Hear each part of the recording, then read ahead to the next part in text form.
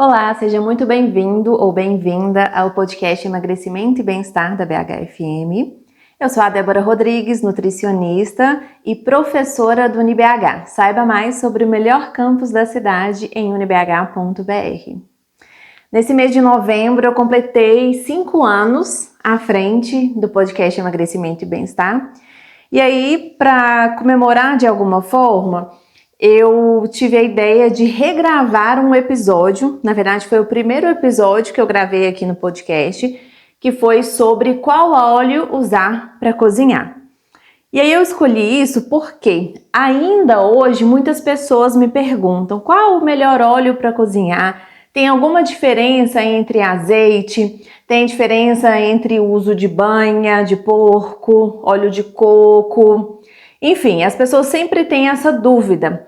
E aí eu gostaria de trazer esse tema aqui novamente para que a gente tenha uma reflexão a respeito disso, para que a gente de fato possa fazer boas escolhas alimentares e, claro, né, em relação ao óleo que a gente utiliza para cozinhar, porque é algo que a gente consome todos os dias. O que eu devo considerar quando eu escolho um óleo para cozinhar?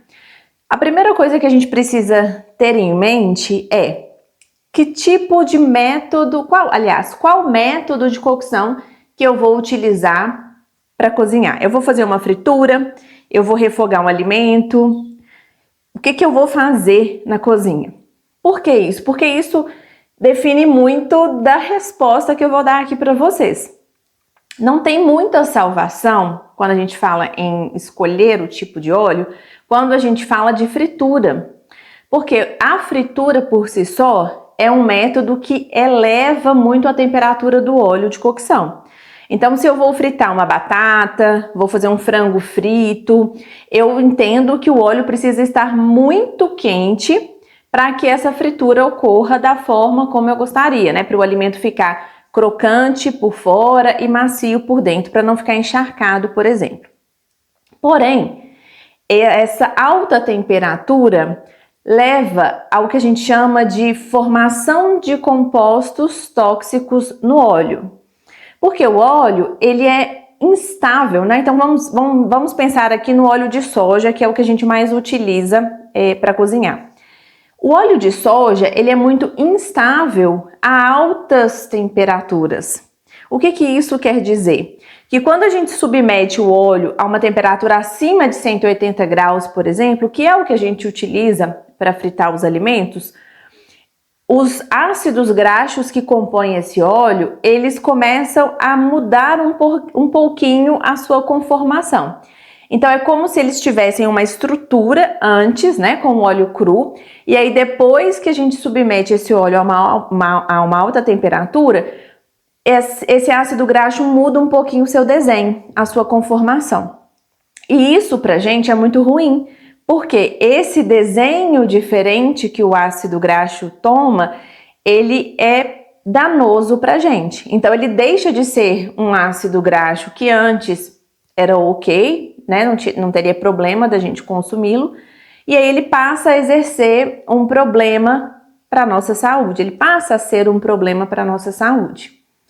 E aí, com o tempo, se a gente prossegue o processo de fritura, esses ácidos graxos que foram formados ali, que foram modificados naquela estrutura do óleo, eles podem começar a reagir de outra forma, formando os componentes que a gente chama de componentes tóxicos. E aí eu vou ter um óleo que vai ter um sabor diferente, uma coloração diferente, um cheiro diferente, e a gente percebe isso quando faz a fritura. A gente percebe que o óleo que eu coloquei ali, ele já não é o mesmo depois da fritura. Depois da fritura ele fica um óleo mais escuro, ele já não tem o mesmo cheiro que ele tinha antes, ele tem normalmente pedacinhos de alimentos que ficam ali, né, que ainda ficaram naquele óleo. E tudo isso, né, gera esse efeito tóxico, né, essa toxicidade do óleo após a fritura. Isso vai acontecer, gente, quando eu utilizo o método de fritura, não tem jeito, né, não tem muita saída quando a gente escolhe fritar, porque só o fato da gente elevar o óleo ou a gordura, né? Se a gente está falando da gordura do porco, enfim, quando a gente eleva esse óleo, essa gordura a uma alta temperatura, eu tenho a modificação da estrutura original desse óleo. Então, isso já não é muito interessante para a nossa saúde. O que acontece? Alguns óleos, eles são mais estáveis à temperatura, a altas temperaturas. Então, em linhas gerais, né? O óleo de soja, por exemplo, e assim como o óleo de canola, milho, girassol, que são esses óleos vegetais refinados, que normalmente as pessoas utilizam para cozinhar, eles são óleos poliinsaturados, que é uma gordura muito boa para a nossa saúde, né? Quando a gente pensa assim, gorduras poliinsaturadas, legal, a gente pode consumi-las. Porém, o fato delas terem várias insaturações na cadeia, né? Então pensa assim, que a gente tem uma estrutura aqui desse ácido graxo e ele tem algumas insaturações, por isso que ele é poliinsaturado. E aí essas insaturações, elas são muito instáveis. Então, se eu tenho ali uma alta temperatura, ela vai mudar a sua conformação, que é esse evento que eu acabei de explicar. Agora, nós temos os óleos monoinsaturados, que tem uma insaturação só. Então, esses já são um pouquinho mais estáveis que os poliinsaturados. E aí, a gente está falando, por exemplo, do azeite. O azeite, umas pessoas sempre têm essa dúvida. Eu posso cozinhar com azeite? Pode cozinhar com azeite. O que merece a nossa reflexão é o preço do azeite. Porque, como eu já disse, fritura não é boa para óleo nenhum, independente se é o azeite, independente se é óleo de soja, de canola, enfim. A fritura não tem muita salvação para ela. Mas, se eu vou refogar, por exemplo, então eu vou fazer uma couve refogada, vou fazer arroz, ou seja, preparos que não exigem essa alta temperatura, como é o caso da fritura, eu posso utilizar o azeite perfeitamente, não tem problema nenhum.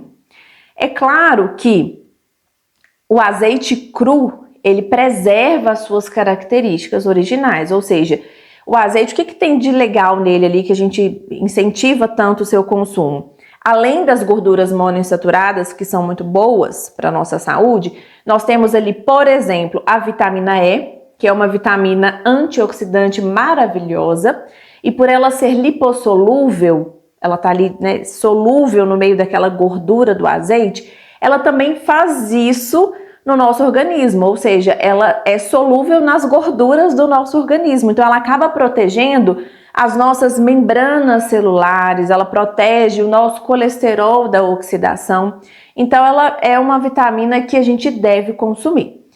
E o azeite tem também compostos fenólicos, que são outros antioxidantes, anti-inflamatórios fantásticos para a nossa saúde. Então o azeite não tem só a gordura boa, ele também tem esses outros componentes. É claro que aí eu estou falando do azeite extra virgem, que vai preservar essas características da vitamina E, dos compostos fenólicos, enfim. E aí, quando eu aqueço o azeite, e quanto mais esse processo é demorado ou quando a temperatura é muito elevada, eu posso sim ter perda desses componentes que são interessantes, né, para nossa saúde, como os compostos fenólicos e a vitamina E. Mas tem estudo que mostra que isso acontece a altas temperaturas, por tempos prolongados. Então, naquele processo de refogar, por exemplo, refogar o arroz, a couve, eu não tenho, não é um processo muito demorado e eu não tenho uma elevação da temperatura tão significativa para que isso ocorra. Então, eu posso utilizar o azeite para fins culinários também. O que é um desperdício, por exemplo, quando a gente pensa no azeite, é fazer fritura com azeite, porque como eu disse, eu vou repetir, para fritura a gente não tem salvação. Então é um desperdício porque é um óleo caro e a gente já sabe que vai haver muita perda por conta da temperatura, enfim, esse processo que eu acabei de explicar.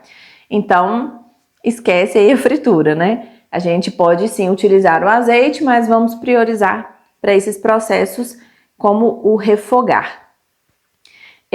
Outra dúvida que normalmente as pessoas têm é em relação à banha de porco. A banha de porco, na verdade, ela é muito polêmica, né? Quando a gente avalia a composição dela, o que tem na banha de porco? Eu tenho gorduras saturadas, que são aquelas que a gente fala mal, né? Que elevam o colesterol, que estão associadas à obesidade, ao ganho de peso. Mas o azeite tem também as gorduras monoinsaturadas e as poliinsaturadas que eu acabei de citar. E aí isso faz da banha uma gordura mais estável para o processo de fritura, por exemplo.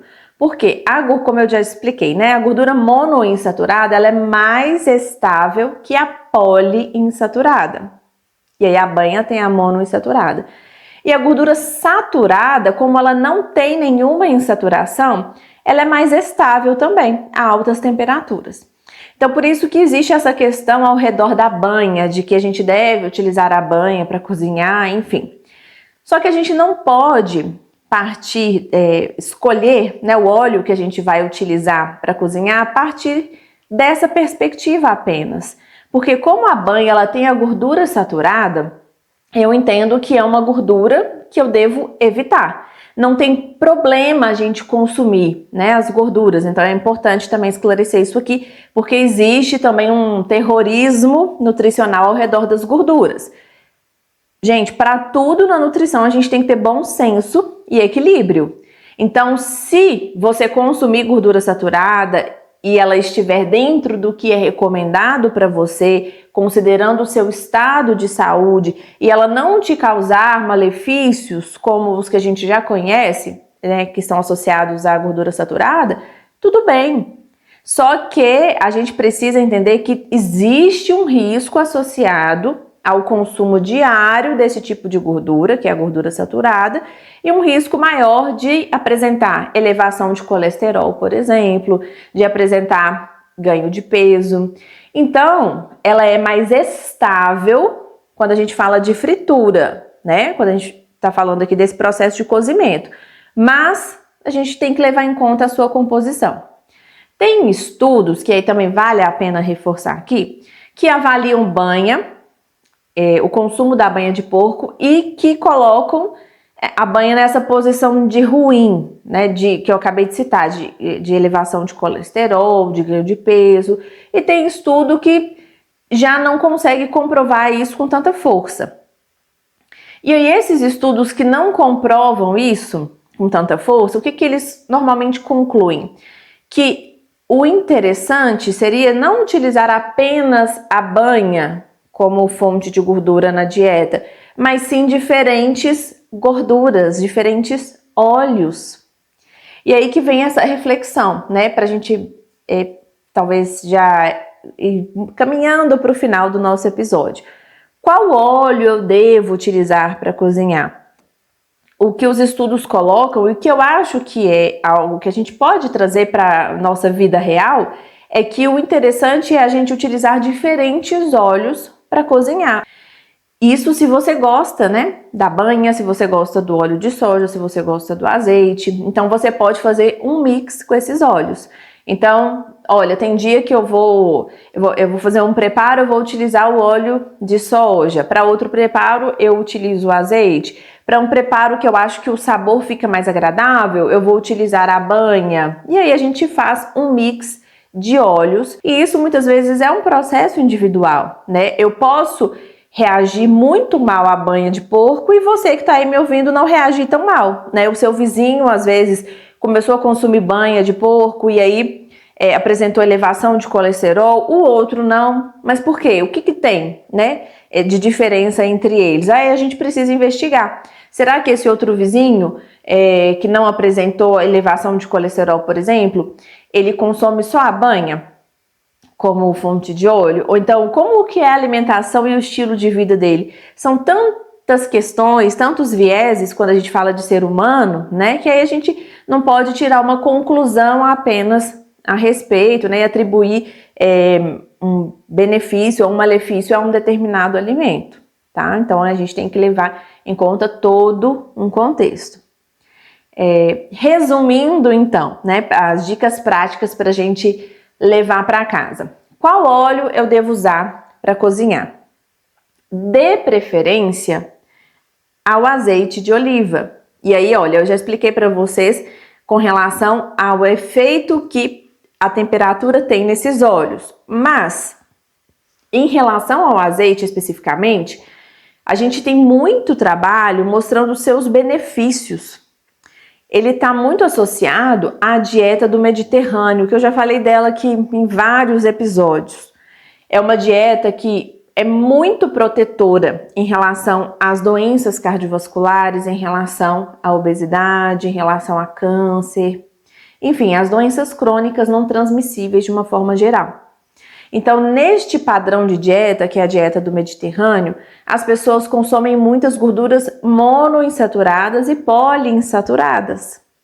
Então, a gente já pode imaginar que o azeite, por exemplo, que está muito presente nesse tipo de dieta, ele pode ser algo que a gente vai incorporar na nossa dieta, muito embora a nossa dieta não seja a dieta do Mediterrâneo, né? A dieta do Brasil é uma dieta que tem influências de várias culturas, mas a gente pode trazer o azeite para a gente e pensar, olha, vou começar a cozinhar com azeite, vou colocar o azeite na minha salada, entendendo que é um alimento de qualidade e que já foi muito estudado, principalmente nesse contexto da dieta do Mediterrâneo, mostrando-se uma gordura protetora.